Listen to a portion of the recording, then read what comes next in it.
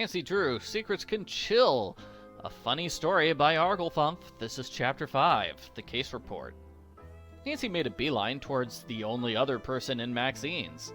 If she was right, this man was Detective Beach, working undercover as her uncle. Uncle Steve, Nancy said, slipping into the booth across from him. Nancy, Detective Beach said, I haven't seen you since, well, for a long time. Well, it's not my fault you don't come and visit more often, Nancy said. So what's up? Detective Beach looked right and left, making sure no one could overhear them. Since there was only one other person in the diner, this probably wasn't a necessary precaution.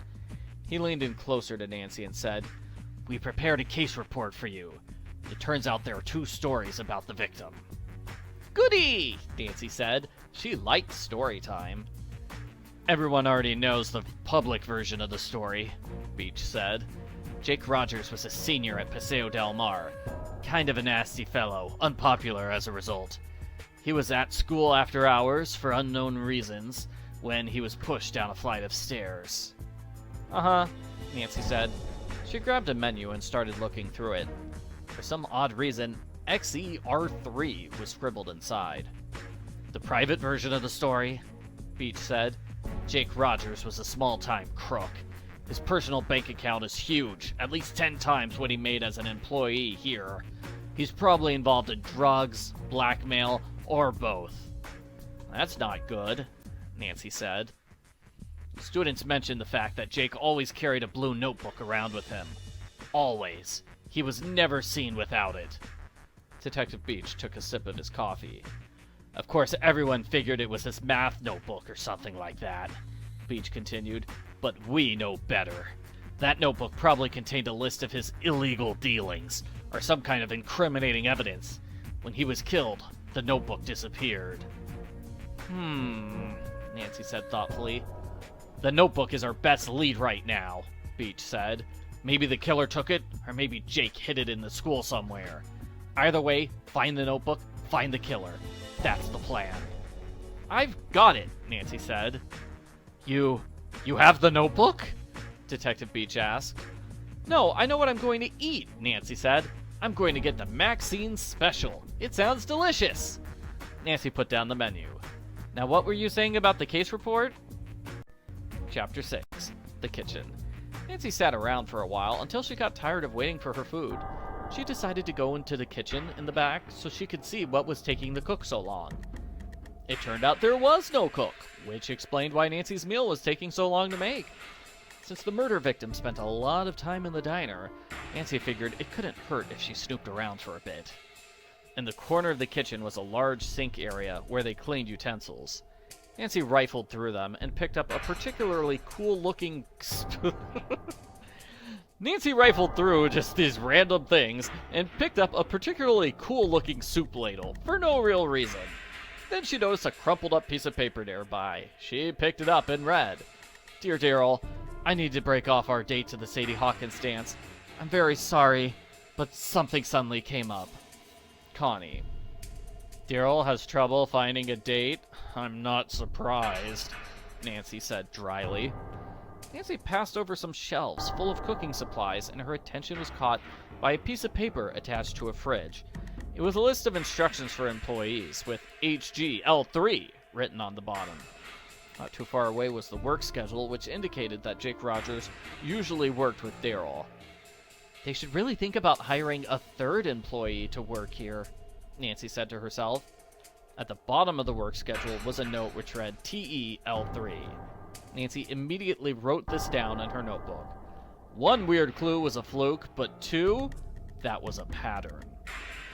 Nancy looked around the rest of the kitchen, but it was pretty boring. They had cooking supplies, utensils, and grills. Nancy rarely cooked herself, mainly because Hannah had banned Nancy from the kitchen.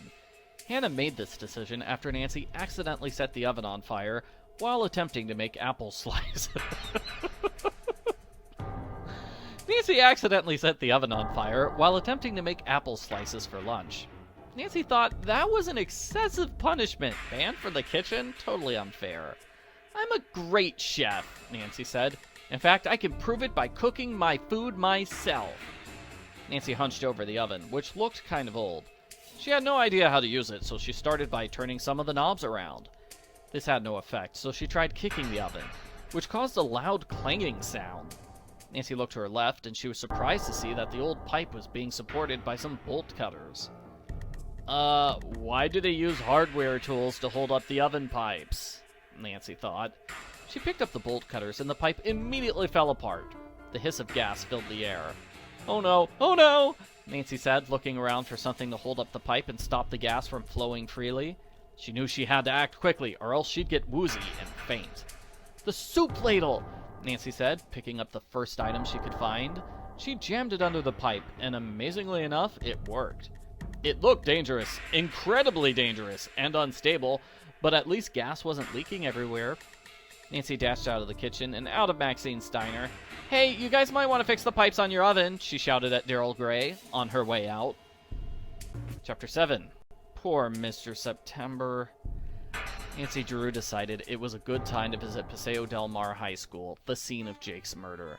She walked into the building and headed down the stairs to her right. Pretty much every bulletin board had a secret message for Nancy to decode, along with a note along the lines of HFL1. Poor Nancy had no idea how to decode these hidden messages. Were they hidden messages? Maybe there were just random letters and numbers written everywhere. Nancy found the door to the boiler room, which was locked. She continued down the hall and found herself in some sort of lounge. There were study tables, a magazine rack, a soda machine, and various posters.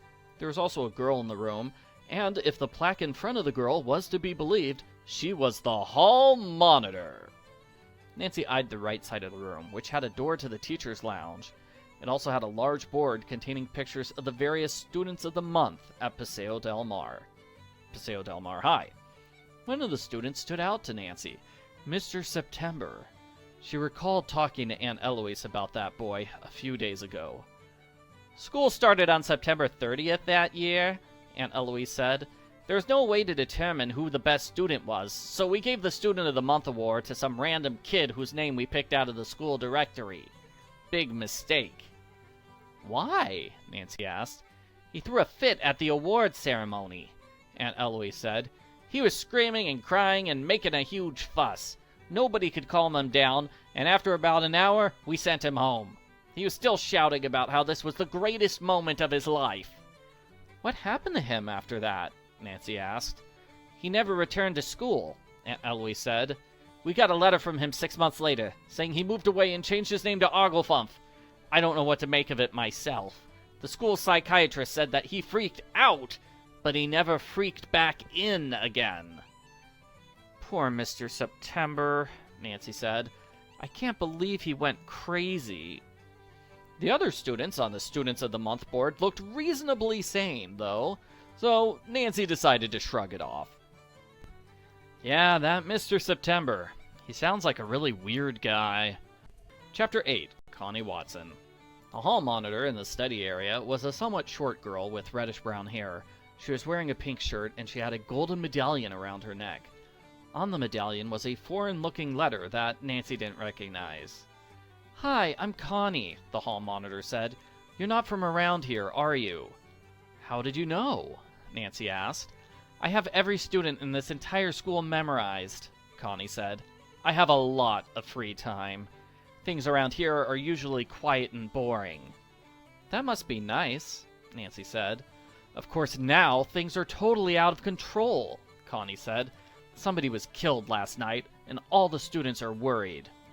"Who was killed?" Nancy asked. "Oh, just this wannabe stud named Jake Rogers," Connie said in a dismissive voice. "He was a total creep. Nobody liked him." Connie waved her hand at Nancy. "I gotta go now," she said. "Later." Connie then leaned back in her chair. Nancy looked around, confused. "Aren't you going to go somewhere?" she asked. "No. Why?" Connie asked. "Because, never mind," Nancy said. "Can you tell me more about Jake Rogers?" "No," Connie said. "I tried my best to avoid him whenever possible. All the guys at this school are slimeballs, but Jake was the worst of the bunch." "All of the guys are slimeballs?" Nancy asked, disappointed. If none of the guys were good, she would have a hard time finding a date for the Paseo del Mar homecoming dance. Well, maybe not all of them, Connie allowed.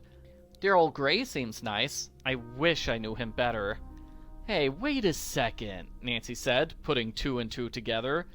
Daryl got a letter from a girl named Connie saying that she had to break off their date for the Sadie Hawkins dance. Connie looked upset.